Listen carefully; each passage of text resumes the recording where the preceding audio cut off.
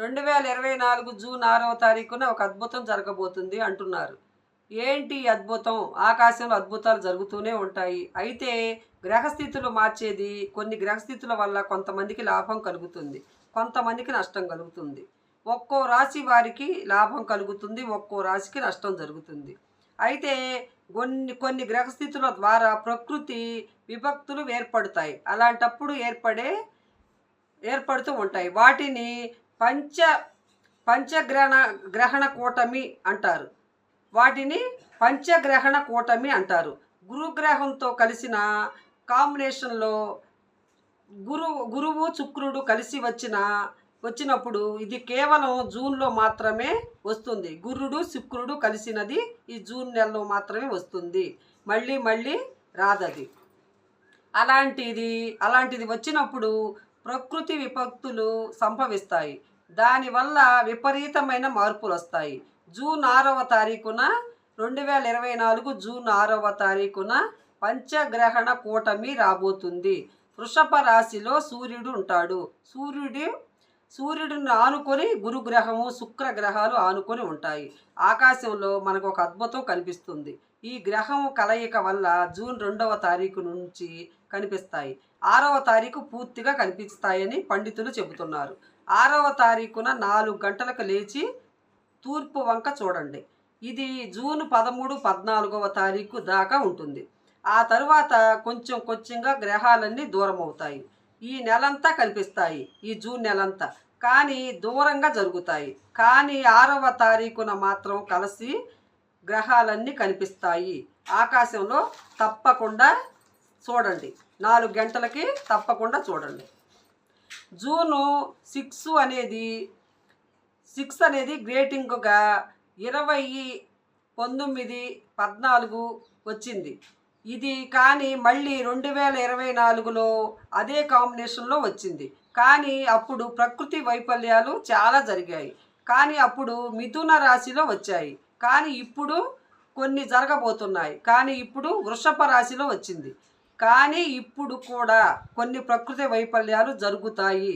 యుద్ధాలు జరిగే అవకాశాలు ఉంటాయి. ప్రజలు అనారోగ్య పాలవుతారు. ముఖ్యంగా మన తెలుగు రాష్ట్రాల్లో కానీ ఎక్కడైనా కానీ ప్రజలు అనారోగ్యంతో ఉంటారు. నీటి ఎద్దడి కొనసాగుతుంది. ఉన్నట్టుండి చెరువుల్లో చేపలు చనిపోతాయి. ఎర్రటి రక్తపు వానలు పడతాయి. క్రిమి కీటకాలు పెరిగిపోతాయి. పంటలకి పురుగు ఎక్కువై నష్టం కలిగిస్తుంది. ఇలా ఇప్పుడు కొన్ని ప్రకృతి విపత్తులు ఏర్పడతాయి. ఈ ప్రకృతి విపత్తులు మనం ఎదుర్కోవాలంటే కేవలం దైవారాధన చేయాలి తప్ప వేరే ఏం చేయలేము అని పండితులు చెబుతున్నారు. ఈసారి ఎవరైనా సరే కేదార్నాథ్కి వెళ్ళాలి అని అనుకునేవారు ఈ నెలలో వెళ్ళకండి. జూలై నెలలో వెళ్ళండి. శ్రావణ మాసంలో వెళితే ఆగస్టులో మంచిది. శ్రావణ మాసము ఆగస్టులో మంచిది. ఈ పంచకూటమి రాశుల వల్ల ఏ రాశుల మీద ప్రభావం చూపిస్తుందంటే ఎవరికి లాభం ఎవరికి నష్టం జరుగుతుందంటే దీనివల్ల 7 రాశులకు నష్టం, 5 రాశులకు లాభం. అందులో ప్రధానంగా ఒక రాశికి మాత్రం లాభం ఉంటుంది. ఆ రాశి గురించి చివరిగా చెబుతాను. ఫస్ట్ 7 రాశులలో ఏ రాశికి కీడు ఉంది? ఈ పంచకూటమి ముహూర్తము 12 సంవత్సరాల దాకా దొరకదు, తరువాత మాత్రమే వస్తుంది. కాబట్టి 12 సంవత్సరాల వరకే ఈ రాశి వారికి కూడా ప్రభావం ఉంటుంది. పంచకూటమి గ్రహణ ప్రభావం ఉండబోతుంది. చూడండి, ఫస్ట్ మిథున రాశి వారికి విపరీతమైన ఖర్చులు పెరుగుతాయి. దీనివల్ల నష్టం జరుగుతుంది, ఖర్చులు పెరుగుతాయి. తరువాత సింహరాశి, ఆ రాశిలో కూడా ఈ పంచకూటమి వల్ల ఈ సంవత్సరంలో అంతగా చాలా ఇబ్బందులు వస్తాయి వాళ్ళకు కూడా. కానీ మీరు పండితులు చెబుతున్నారండి వస్తాయని ఉగాది రోజే చెప్పారు. అక్షయ తృతీయ దాకే సింహరాశి వారికి బాగుంటుంది అని. ఇప్పుడు పంచకూటమి తర్వాత వారికి ఆర్థికంగా నష్టాలు ఉంటాయి. సింహరాశి వాళ్ళకి అవమానాలు గురవుతారు, అప్పులు ఎక్కువగా చేస్తారు. సింహరాశి వారు ఆ తరువాత తులారాశికి అష్టమ స్థానంలో వస్తుంది. కాబట్టి ఆయుష్ గండం ఉంటుంది. యాక్సిడెంట్లు అవ్వటము, శరీరం అనారోగ్యానికి గురవటము, ఇలాంటి ఇబ్బందులు తులారాశి వారికి ఉంటాయి. అలాగే కుంభరాశి వారికి కూడా కుటుంబ కలహాలు ఎక్కువ ఉంటాయి. ఇంటి నుంచి దూరం అవ్వటము, భూములు అమ్ముకోవటము, ఇల్లు అమ్ముకోవటము, ఇలాంటి పరిస్థితులు కూడా కుంభరాశి వారికి వస్తాయి. మీనరాశి వారికి ఏం జరుగుతుందంటే, తాను ఎవరినైతే నమ్ముతారో వారి వల్లనే వారికి నష్టం జరుగుతుంది, నమ్మక ద్రోహం జరుగుతుంది. ఆ తర్వాత ముఖ్యంగా మోసపోతారు మీనరాశి వారు. ఇక వృషభ రాశి వారి విషయానికి వస్తే వారికి ప్రప్రథమంగా ఆరోగ్యం నష్టాలు ఉంటాయి. హార్మోన్ల బ్యాలెన్స్ అవ్వటం, లేదంటే కోరికల తీవ్రమై పెడదారిలో పోవటము, మానసిక రుగ్మతలు ఎక్కువ అవ్వటం, ఇలాంటివన్నీ కూడా ఈ 7 రాశుల వారికి వస్తాయి. ఈ 7 రాశుల వారు ఎట్టి పరిస్థితుల్లోనూ నేను ఒక పరిహారం చెబుతాను, ఇంట్లో కూర్చొని ఆ పరిహారాన్ని చేసుకోండి. ఇది ఎప్పుడు మిస్ అవ్వద్దు 7 రాశుల వారు. ఇక 5 రాశులు ఉంటాయి కదా, ఈ 5 రాశుల్లో ప్రప్రథమంగా పంచమగ గ్రహ కూటమి వల్ల లాభం పొందేది ఎవరంటే, దీనివల్ల ఈ 5 రాశుల్లో మేషరాశి వారు. వీరికి ధనస్థానంలో ఈ పంచకూటమి ఏర్పడుతుంది కాబట్టి వారికి అద్భుతమైన లాభం వస్తుంది.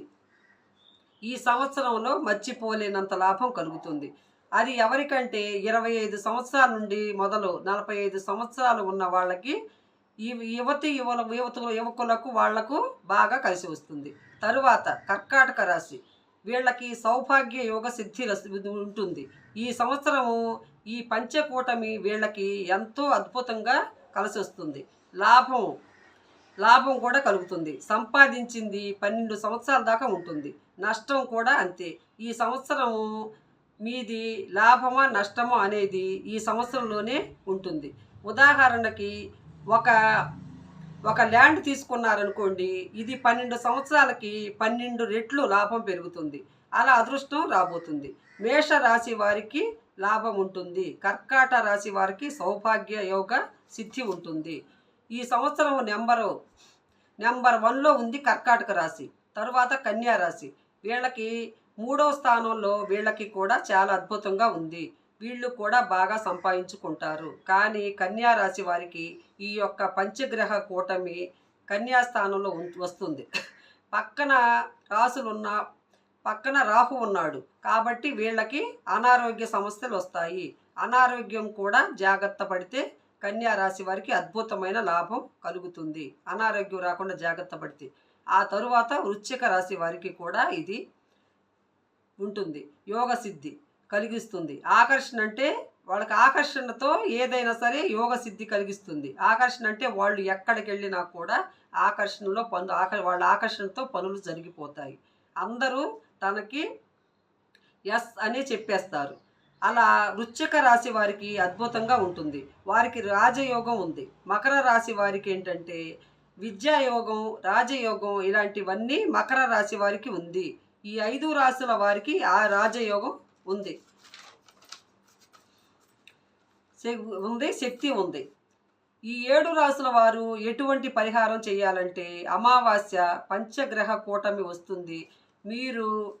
మీరు గనక ఈ పంచకూటమి నాడు అందులో ఒక పంచగ్రహ కూటమి జరిగింది, 5వ గ్రహము ఒక చోటకు వచ్చాయి అని ఏవో పూజలు చేస్తారు, అన్నీ ఒకసారికి వచ్చినాయి అని. మామూలుగా అయితే ఏముండదు. కొన్ని గ్రంథాలలో ఈ గ్రహ స్థితులలో తంత్ర పూజలు చేయాలని నియమం ఉంటుంది. సిద్ధి కావాలనుకునేవారు చేసుకుంటారు. సిద్ధి నమ్మని వాళ్ళు చక్కగా తింటారు, పడుకుంటారు. సిద్ధి కావాలి, జీవితంలో పైకి రావాలి, అద్భుతం జరగాలి అని అనుకునేవారు మాత్రమే ఈ రెమెడీస్ తీసుకుంటారు. అంటే ఇంట్లో యాగం చేసుకోవటం అలాంటివన్నీ చేసుకుంటారు.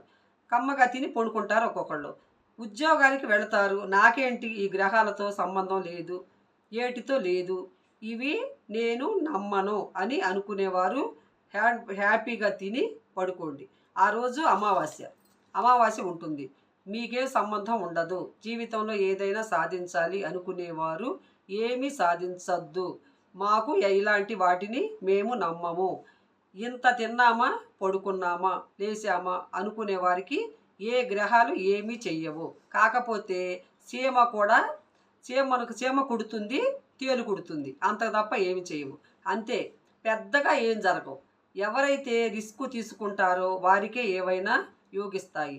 రిస్క్ తీసుకోకుండా నేను ఇంట్లోనే ఉంటాను, వెళతాను, ఇన్ని నీళ్లు తాగుతాను, అన్నం తింటాను, ఇంకా ఎవరైనా ఏమన్నా పెట్టినా తింటాను, అందరినీ పలకరిస్తాను అని అనుకున్న వారికి ఏమీ జరగవు. ఇది జాగ్రత్తగా వినండి.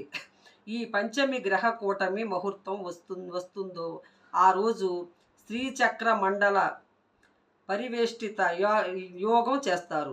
సౌభాగ్య సిద్ధి యోగం, అరిష్టమ యోగం ఇవన్నీ కలిపి చేస్తారు. ఈ పండితులు చేస్తారు ఇవన్నీ. ఇది అర్ధరాత్రి చేస్తారండి పండితులు. ఆ రోజు అర్ధరాత్రి వేళ ఇవన్నీ చేస్తారు పండితులు. జూన్ 6వ తారీఖున అర్ధరాత్రి అమావాస్య తెల్లవారుజాము నక్షత్రం కనపడేంత వరకు చేసే యాగం. తెల్లవారుజామున కొంచెం గురుగ్రహం కనిపిస్తుంది. గురువు సూర్యునితోనే ఉంటాడు కాబట్టి గురువు కనపడడు. ఈ యాగం ఎందుకంటే పంచగ్రహ కూటమి ఏర్పడే సమయంలో ప్రకృతిలో కొన్ని మార్పులు వస్తాయి. దీని యొక్క పరివర్తన మీకు 6వ తారీఖు ఇది జరుగుతుంది. 8వ తారీఖు, 9, 10 తారీఖుల లోపల ఎక్కడైనా మీకు భూకంపం కనిపిస్తుంది. కావాలంటే లైవ్లో చూడండి, గూగుల్లో టెస్ట్ చేసుకోండి.